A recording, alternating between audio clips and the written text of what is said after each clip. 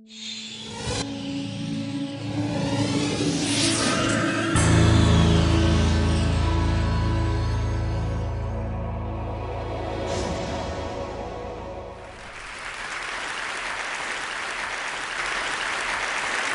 you.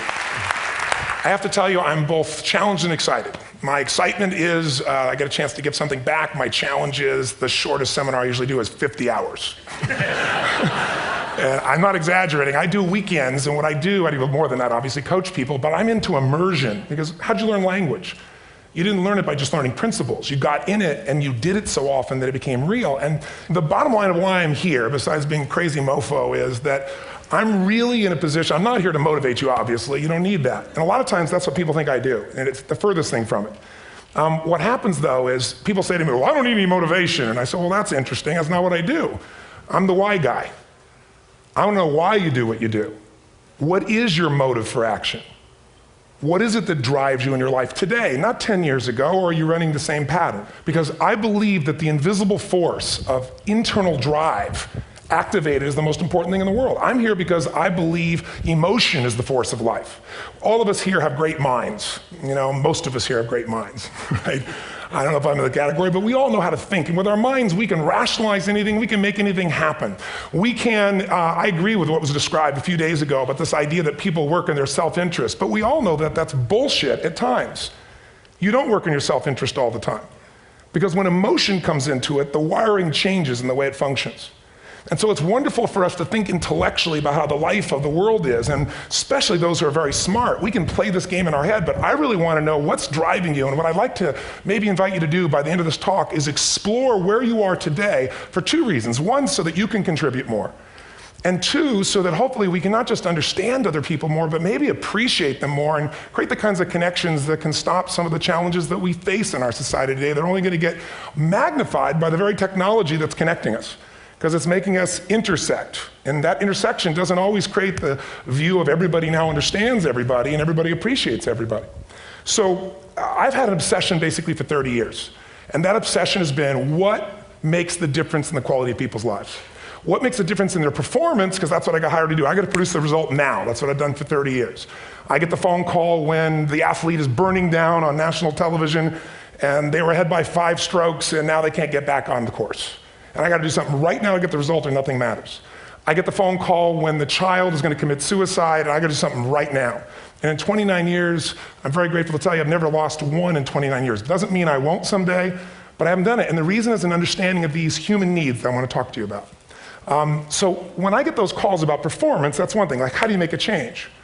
But also, I'm looking to see what is it that's shaping that person's ability to contribute, to do something beyond themselves.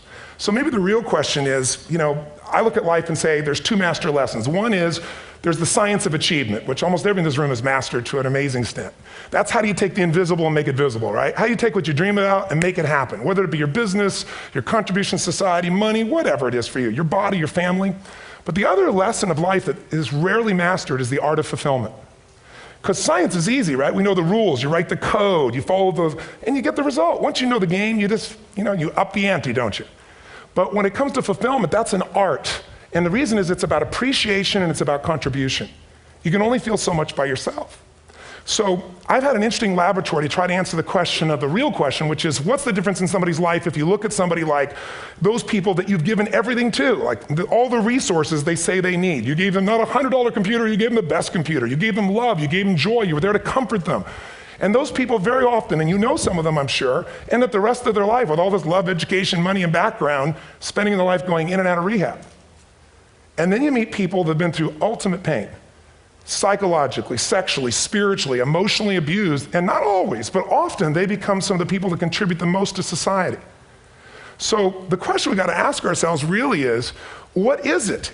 What is it that shapes us? And we live in a therapy culture. Most of us don't do that, but the culture is a therapy culture. And what I mean by that is the mindset that we are our past.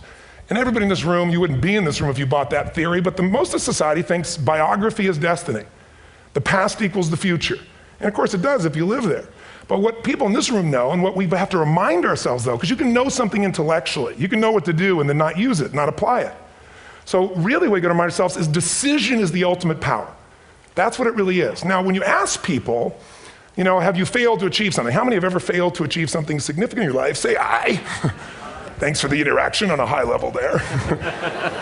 But if you ask people, why didn't you achieve something? Somebody who's working for you, or a partner, or even yourself, and you failed to achieve a goal, what's the reason people say they failed to achieve? What do they tell you? Didn't know enough, didn't have the knowledge, didn't have the money, didn't have the time, didn't have the technology, I didn't have the right manager. Didn't have the Supreme Court.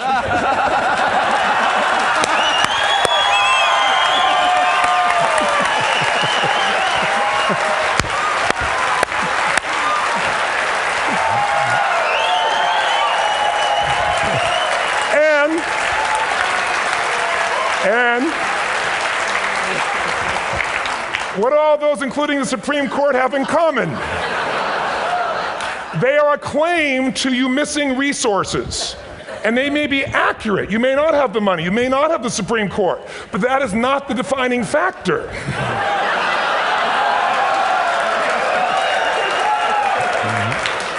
And you correct me if I'm wrong. The defining factor is never resources, it's resourcefulness. And what I mean specifically, rather than just some phrase, is if you have emotion, human emotion, something that I experienced from you day before yesterday at a level that is as profound as I've ever experienced, and if you'd communicated with that emotion, I believe you would have beat his ass and won.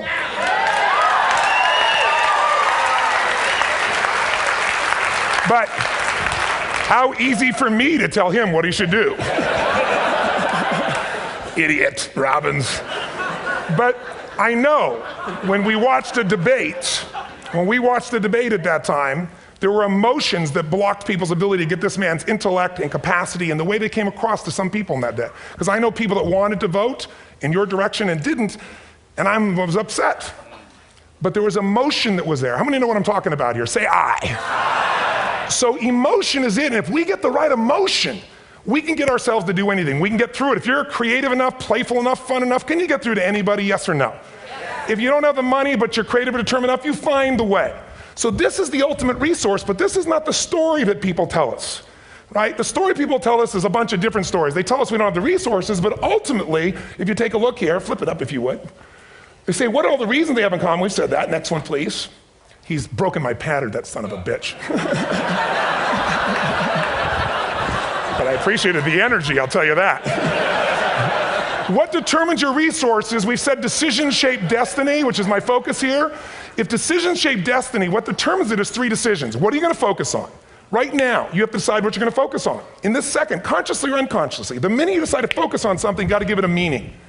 And whatever that meaning is produces emotion. Is this the end or the beginning? Is God punishing me or rewarding me, or is this the roll of the dice? And emotion then creates what we're going to do, or the action. So think about your own life, the decisions that have shaped your destiny. And that sounds really heavy, but in the last 5 or 10 years, 15 years, haven't there been some decisions you've made that if you made a different decision, your life would be completely different? How many can think of one, honestly? Better or worse? Say aye. So the bottom line is maybe it was where to go to work and you met the love of your life there. Maybe it was a career decision. I know the Google geniuses I saw here. I understand that their decision was to sell their technology at first.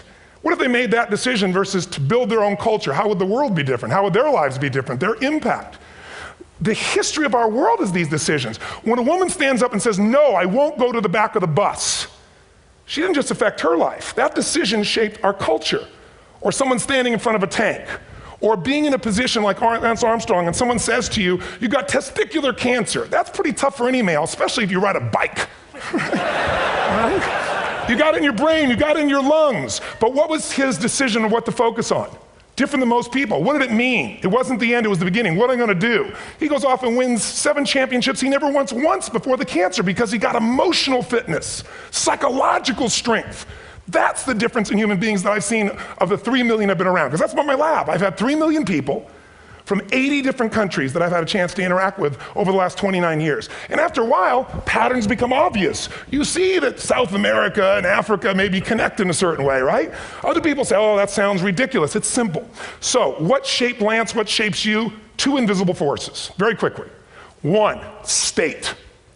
We all have had times. Have you had a time you did something and after you did it, you thought to yourself, I can't believe I said that. I can't believe I did that. That was so stupid. Who's been there? Say aye. Have you ever done something after you do it, you go, that was me. right? It wasn't your ability, it was your state. Your model of the world is what shapes you long term. Your model of the world is the filter. That's what's shaping us. That's what makes people make decisions. When we want to influence somebody, we got to know what already influences them. And it's made up of three parts, I believe. First, what's your target? What are you after? Which I believe, it's not your desires. You can get your desires to goals. How many of you got a goal or desire and thought, is this all there is? How many have been there? Say aye. So it's needs we have. I believe there are 6 human needs. Second, once you know what the target that's driving you is, and you uncover it for the truth, you don't form it, you uncover it. Then you find out what's your map. What's the belief systems that are telling you how to get those needs? Some people think the way to get those needs is destroy the world. Some people is to build something, create something, love someone. And then there's the fuel you pick. So very quickly, 6 needs, let me tell you what they are. First one, certainty. Now these are not goals or desires, these are universal. Everyone needs certainty that they can avoid pain, at least be comfortable. Now how do you get it? Control everybody, develop a skill, give up, smoke a cigarette. And if you got totally certain, ironically, even though we all need that, like if you're not certain about your health or your children or money, you don't think about much more. You're not sure the ceiling's gonna hold up, you're gonna listen to any speaker. But while we go for certainty differently, if we get total certainty, we get what? What do you feel if you're certain? You know what's gonna happen, when it's gonna happen, how it's gonna happen, what would you feel? Bored out of your mind. So God, in her infinite wisdom, gave us a second human need, which is uncertainty. We need variety. We need surprise. How many of you here love surprises? Say aye. Bullshit. You like the surprises you want. The ones you don't want, you call problems, but you need them. So variety is important. Have you ever rented a video or a film that you've already seen? Who's done this? Get a fucking life. Right? Why are you doing it? You're certain it's good because you read it before, saw it before, but you're hoping it's been long enough you've forgotten enough there's variety. Third human need, critical, significance. We all need to feel important, special, unique. You can get it by making more money. You can do it by being more spiritual. You can do it by getting yourself in a situation where you put more tattoos and earrings in places humans don't want to know.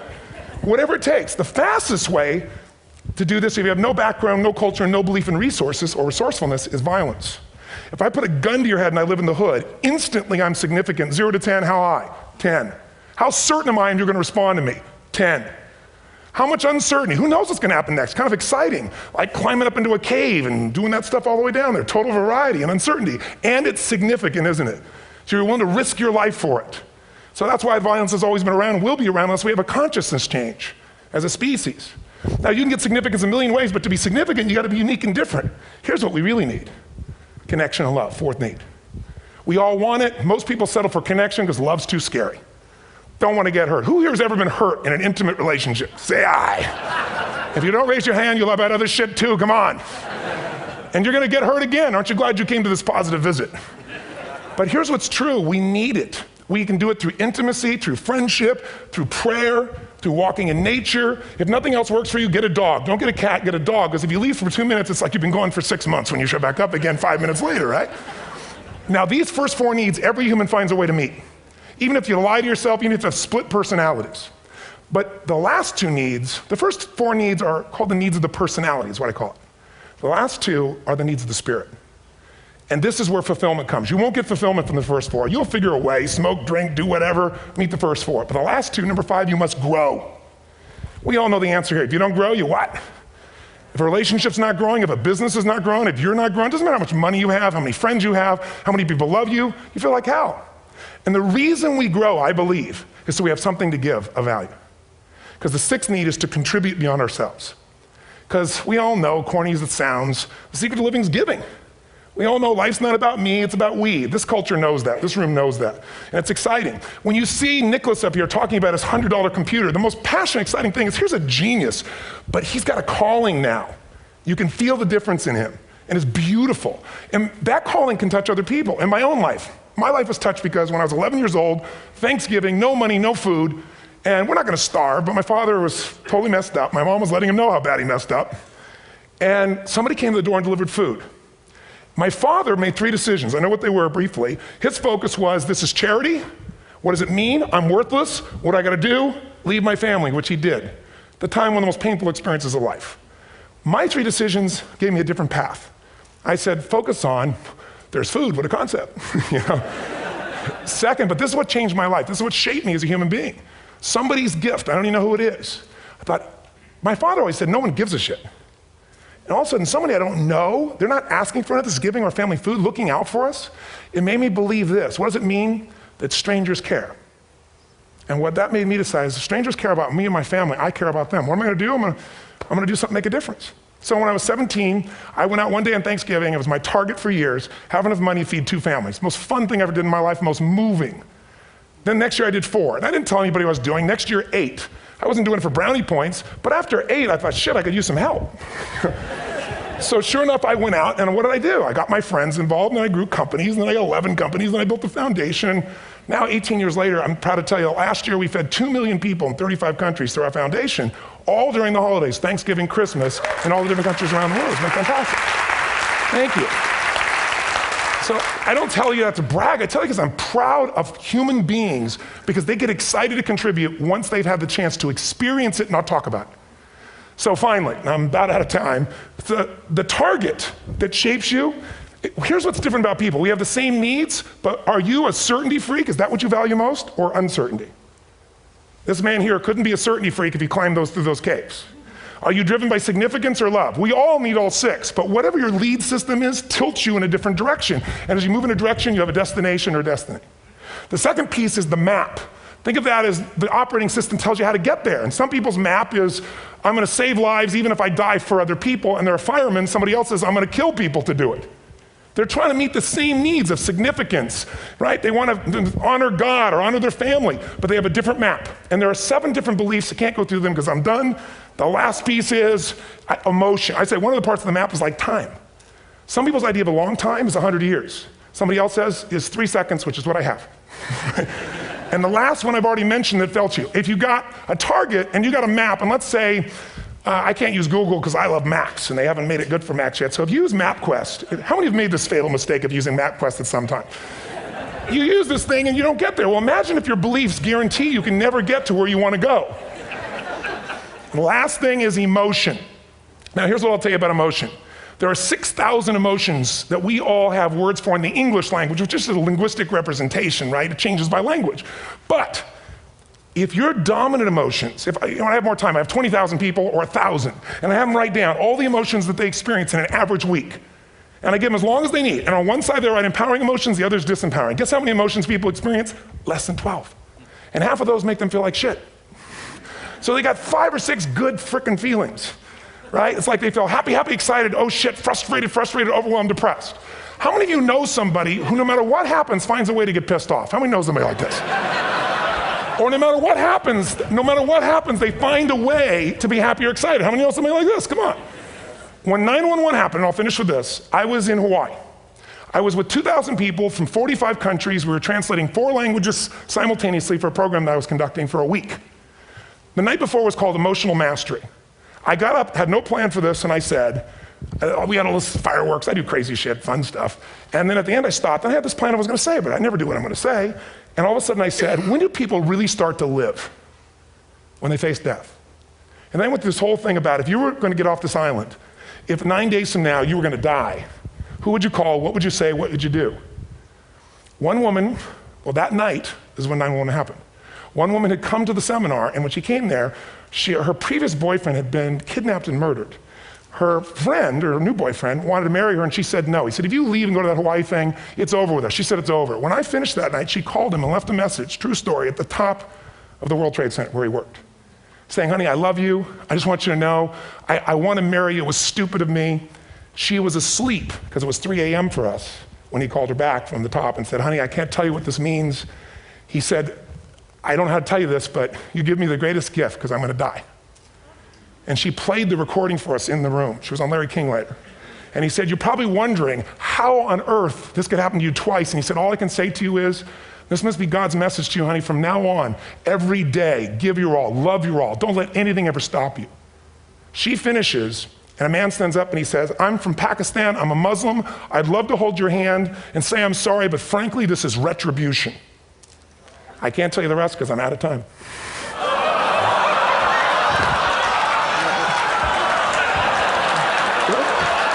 Are you sure? Finish the story. 10 seconds.